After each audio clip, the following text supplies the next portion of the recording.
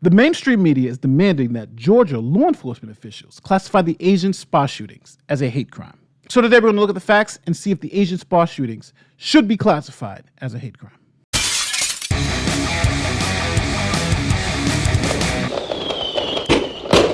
Hey, my name is Nate the Lawyer and welcome to the channel. If it's your first time here, don't forget to like this video, share this video, and subscribe to the channel if you like what you hear. Violence against Asian Americans is on the rise in the United States. The advocacy group Stop AAPI Hate has recorded nearly 4,000 crimes against Asian Americans since the start of the pandemic, an increase of about 150% in major U.S. cities. But that does not mean that every act of violence against Asian Americans is racially motivated. In today's video, we're going to go over the facts of what happened in Atlanta, and then we're going to try to separate the opinion from the facts so you can get a clear picture of what happened and how it should be classified. And at the end of this video, hopefully you'll be able to decide whether you believe that this event was racially motivated or not. Now, at this point in time, I think it's important that we define what a hate crime is. So let's look at the FBI's definition of a hate crime. A hate crime is a traditional offense like murder, arson, vandalism, with an added element of bias. For the purposes of collecting statistics, the FBI has defined a hate crime as a criminal offense against a person or property motivated in whole or in part by the offender's bias against a race, religion, disability, sexual orientation, ethnicity, gender, or gender identity. Now, if a crime is defined as a hate crime, that enhances the penalties that a defendant can face during sentencing. Now, with that understanding, let's see if the facts support a finding of this being a hate crime or not. The shooting spree began around 5 p.m. Monday at Young's Asian Massage Parlor in Cherokee County, 30 miles north of Atlanta. 2 victims died at the scene, 2 more at the hospital. Less than an hour later, police were called to Gold Spa, an Atlanta massage parlor, where police say 3 women who appeared to be Asian had been shot and killed. While at that location, we received another call across the street at shots fired. That location was aromatherapy spa, where another victim, who also appeared to be an Asian woman, died. Now, those are the facts, but the pattern is obviously hard to ignore. As this officer said over the radio, we need to make sure if we have any Asian spas, we need to be checking on them. Now, thankfully, police captured this suspect with the help of his family. After news reports posted this person's picture on television and online, the family called in and helped police capture this suspect. This suspect ultimately confessed to the crimes. Here's Whoopi Goldberg explaining it. Yesterday, Robert Aaron Long confessed to killing 8 people in a shooting massacre in Atlanta, including 6 Asian women. He says he wanted to eliminate temptation that was fueling his sex addiction. Now, the police chief added this to the person's confession. These locations, he sees them as an outlet for him, that some things that he shouldn't be doing, and that an issue with porn, and that he was attempting to take out that temptation. So we're at the point, this suspect has admitted to 8 murders. He says he's guilty. He says he did this. But his confession specifically said that this was not racially motivated. Here is law enforcement answering direct questions about whether this was racially motivated or not. He has some issues, potentially sexual addiction, and may have frequented some of these places in the past. He's saying, when you talk to the suspect, he says he has sexual addiction, but I'm sure you asked him, was this racially motivated? Was this racially motivated? The indicators right now are, it may not be. It may be targets of opportunity. Again, we believe that he frequented these places. But the working theory is a sexual addiction issue rather than a racial profile. During our interviews, we asked that specific question, and that did not appear to be the motive. So the question is, why should we believe this guy? He could be making this up. At this time, we have 2 working theories. The first is that this was an attack against Asian Americans because they were Asian Americans. And the evidence of this is that 6 out of the 8 victims happen to be Asian women. The second theory is that this man is mentally ill with some form of sex addiction. And the evidence we have of that is just his confession. Now, to determine which theory is more likely to be true, investigators will now have to look at the suspect's past. If this suspect had a violent or racist history against Asian Americans, then that would lead a reasonable person to believe that this attack was racially motivated. Now, I do want to put this disclaimer, is that it's not an either or. This person could have been struggling with sex addiction, and this could also be racially motivated. But let's see what the facts lead us to believe. So here's what we know about the suspect's past at this time. From the New York Times, Atlanta. He, the suspect, checked himself into a rehab clinic for self-described sexual addiction. He was so intent on avoiding pornography that he blocked websites from his computer and only used flip phones. He worried to a roommate about falling out of God's grace.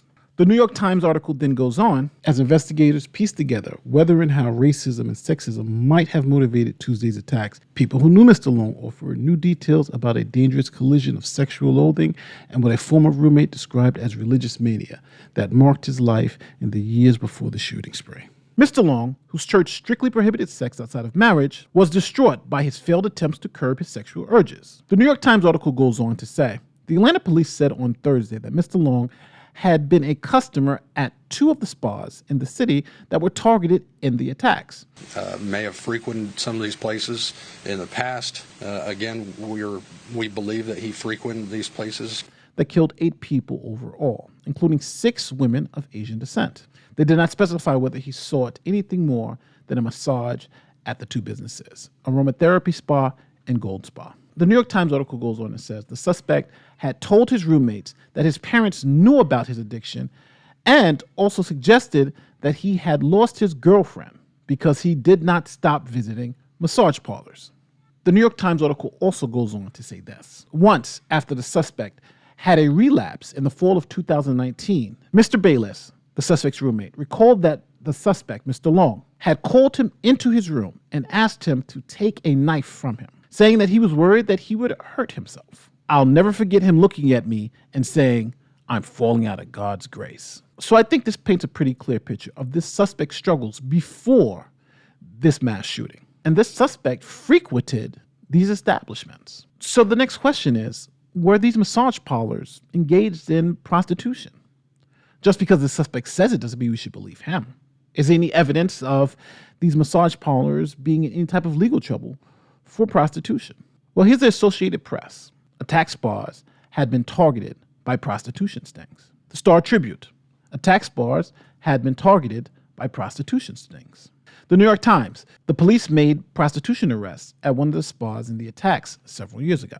So we are all on the same page. The suspect frequented these spas. The suspect complained of a sex addiction. The suspect complained that he could not stop using the services in these massage parlors. These spas had a history of being suspected to engage in prostitution. And the suspect confessed to the crime. Again, he confessed to killing 8 people, but said the killings weren't based on race. It was based on his addiction. Now, based on the confession and the law enforcement findings, on March 18th, 2021, FBI Director Christopher Wray told NPR, the FBI is supporting state and local law enforcement, specifically APD, the Atlanta Police Department, and the Cherokee County Sheriff's Office. So we're actively involved, but in a support role.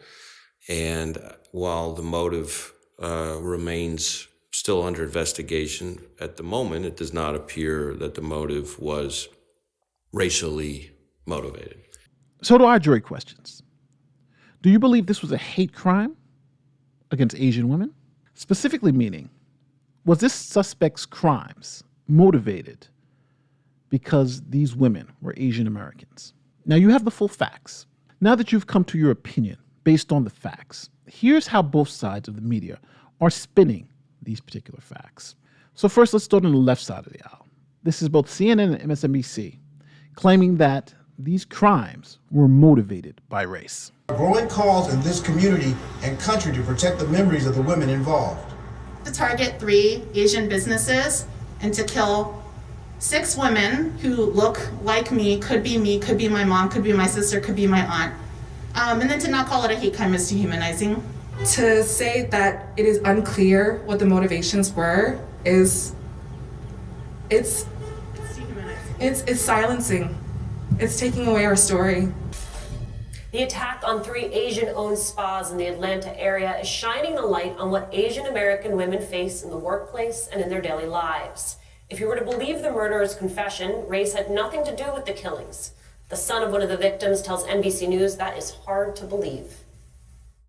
You can't say that this isn't racially motivated. You don't kill 8 people on a bad day, let alone 1. Experts agree. They suggest you can't disregard race in this case, given the historical fetishization of Asian women, making them uniquely susceptible to violence. Now here's Tucker Carlson on Fox News explaining why they believe that it's not based on race. We don't know anything about this shooting beyond what we've heard from police, and there has been no sense whatsoever that race played a role in this. But of course, Kamala Harris jumps immediately into it to inflame America's deepest wounds. Congresswoman Cori Bush did exactly the same thing. She said this attack was due to white supremacy. Again, police have already said this wasn't racially motivated. The working theory is a sexual addiction issue rather than a racial profile. During our interviews, we asked that specific question, and that did not appear to be the motive. So the guy's accused of murdering 8 people, and all the questions were about race. Okay. But notice, it's the politicians who jump in immediately to divide the country along racial lines. Now, I do want to leave you with one last thing. Here's an article from the LA Times. Now, here's a woman. Her name is Tracy Kwan. She's a former sex worker. And she has a very interesting take on the Georgia shootings. She writes that the Georgia shootings are a hate crime against sex workers. And within the article, she says this: despite my Asian background, I find his disavowal of racism strangely credible. Like a lot of people, I experience bias and ethnic profiling, but I've also been a sex worker, and I have encountered more prejudice, more name-calling, more fear, anger, and hostility in connection with my sex work than regarding my race. So now, you have the facts on one side, you have the opinions on the other. So at the end of the day, was this a hate crime based on race or gender? Now, my name is Nate the Lawyer. All the links to everything that I've said today are in the description so you can see them for yourself, and I'm out.